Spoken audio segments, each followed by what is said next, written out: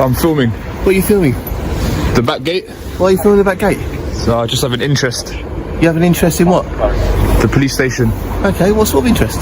A public interest. A public interest, Yes. okay. Do you mind identifying, please? I'm PC Door, Charlie Delta 911, Okay. from Lewis Police Station. Can I help you with anything? You're sitting in a public place, but I need to understand your motivations in filming a police station. Okay. You'll see there's obviously a security concern here, isn't there? Right. Of people filming police stations. What sort of security concern? Well, I'm sure you can work that out for yourself, can't you? No, I can't. Okay. Could you Well, care to explain? Well, you say to me you've got an interest in the back gate of the police station. Yeah. So what is that interest? It's a public interest. In what way? The public why- are interested. The public interest. Welcome back, everyone. Today's case takes us straight into the high-stakes tension of a UK police encounter. On one side, we've got the auditor, standing firm on his right to film from a public place. On the other, officers determined to interpret that action as suspicious, even potentially threatening. What unfolds here is more than just a back and forth over a camera. It's a window into the balance of power, accountability, and how quickly lawful behavior can be reframed as criminal intent. Pay close attention, because you'll see classic tactics at play: requests for ID, escalating accusations, and the auditor's calm refusal to bend. By the end, we're left asking, is this about genuine security or about control? I have a right to come and film it. Okay, all right. And who are you? I'm Pinnock. Pinnock. Okay. Have you got any ID, Pinnock? No, sir. None at all? No. Okay. Sorry, I didn't mean to blow that in your face. Forgive me. You ain't got any ID on you at all? No, sir. Why would I need to provide ID? Am I committing an offence?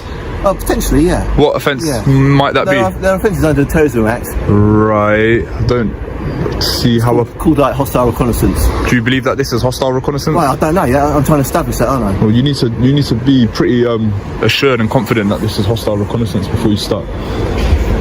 I'm investigating that, aren't I? That's why I'm asking you questions. Would somebody that would be doing hostile reconnaissance film a police station in broad daylight? Stick around, because some of the officer's logic will have you shaking your head, while the auditor's composure might just make you rethink where the real line of authority lies. Here's where the tension really kicks in. Notice how quickly the officer pivots from curiosity to control. Would you mind identifying yourself? The auditor, staying cool, declines. Why? Because under UK law, you don't have to provide ID unless you're suspected of a crime. This is where the clash of perspectives begins. The officer frames filming as suspicious. Okay, and what if we can't work it out? You're happy to give me your details? No, I'm not going to hand over any details. You're not going to hand over any details? I'm not obliged to, officer.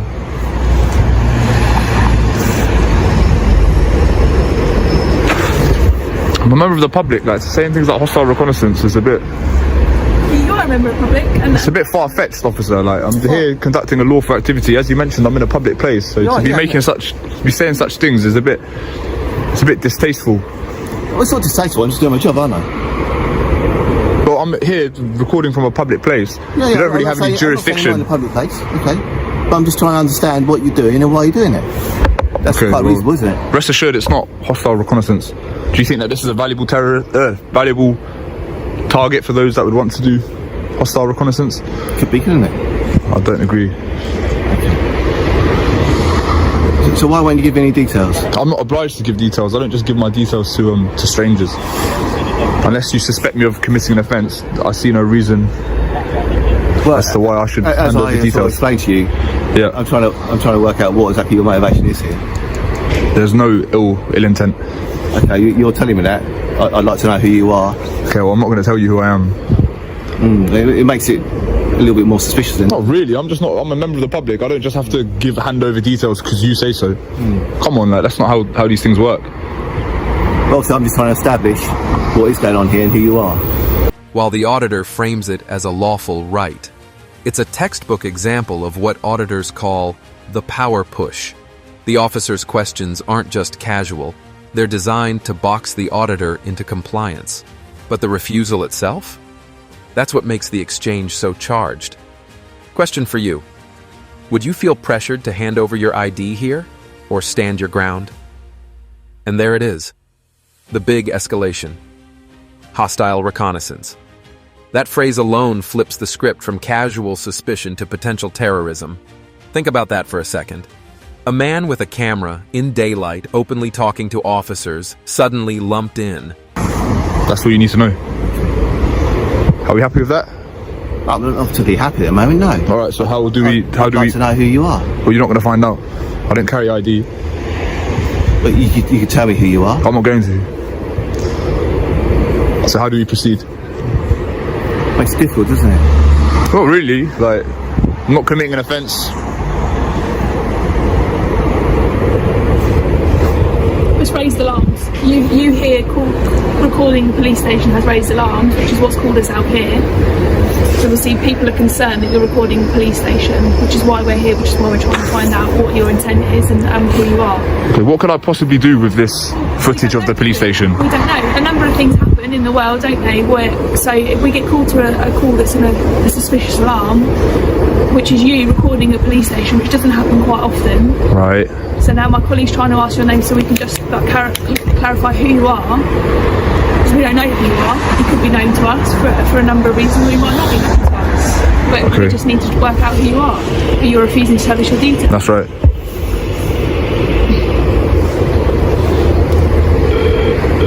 I don't see how this is suspicious. Like what?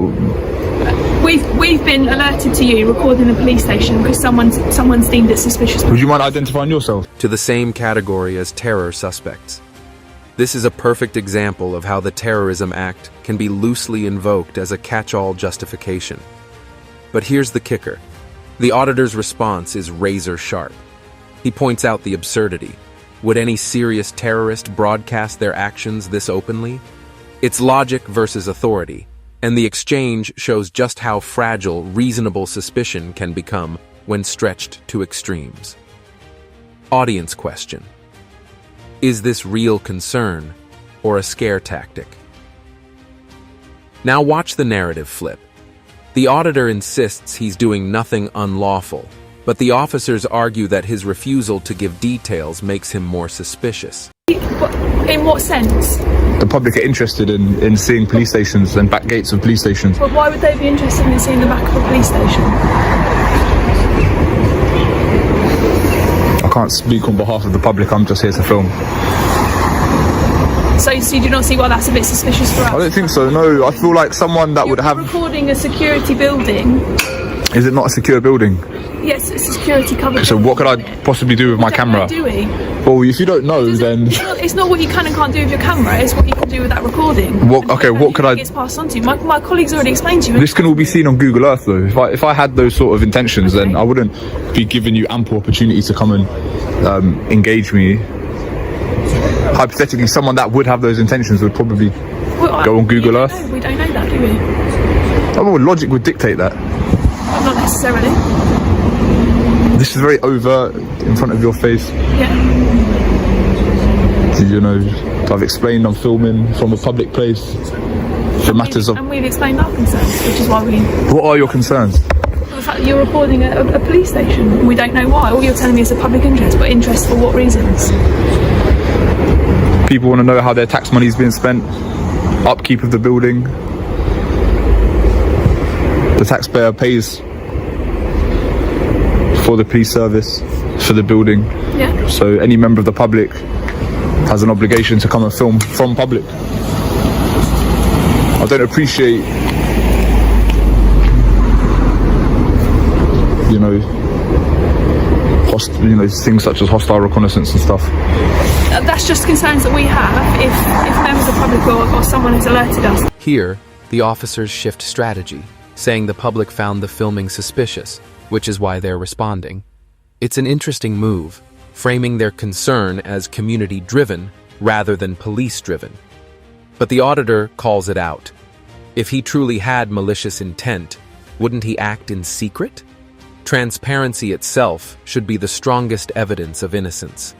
Yet, instead of reassurance, the officers twist it back into suspicion. That's the beauty. and the frustration of this exchange. No matter what the auditor does, Got a right to Yeah, you're well within your right to ask me questions, but just alluding to things like hostile reconnaissance, I don't think is a good direction. But alright, am I free to go? my colleague's just talking with our supervisor, but I don't know what they're talking about. So am I free to go? I mean, I haven't been engaging with you, mainly my colleague has. He's wanted to know your details, so if you're refusing to give us your details. Yeah, I am. So what are you going to do with the rest of your day?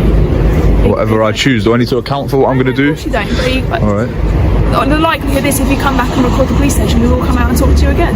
Okay, well, I'm just here. Like, this. it can be spun as incriminating. Question for you. Do you think public perception should dictate when the police intervene, or should it always come down to clear legal grounds? The auditor drops a mic-worthy argument here. This can all be seen on Google Earth.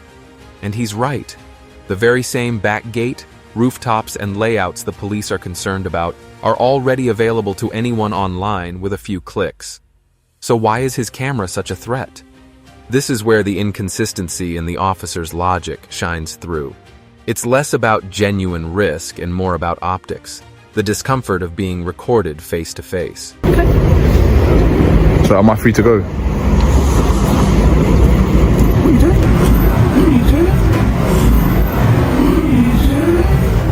I'm just filming. Filming what for? Matters of public interest. Matters of public interest. And what brings you here? To film the police station. But what for? The public are interested in things like this. So what do you do with your videos? They'll just use it for my own recreation. So, tell me what you do with it. I don't need to tell you. I'm just interested to know. Okay. Well, So who's asked you to come? nobody. I've just come at my own discretion. Have you been here before? No. Any other police stations? No. So what is it about Lewis that's drawn you here? Nothing. The auditor is basically saying, if bad actors wanted this information, they'd already have it. The only difference is he's filming it openly. This raises a bigger issue. Is filming the real threat, or is it the discomfort of accountability? By now, you can feel the circular nature of the debate. The auditor calmly reaffirms. He's filming for public interest. The taxpayers fund the police, and the public deserves transparency. But the officers keep circling back to suspicion. This clash isn't really about terrorism or security anymore. It's about authority and control. I just happened to be here. Just thought I'd do a bit of sightseeing, photography, public photography. Okay. Would you mind identifying yourself? Sergeant Bowery.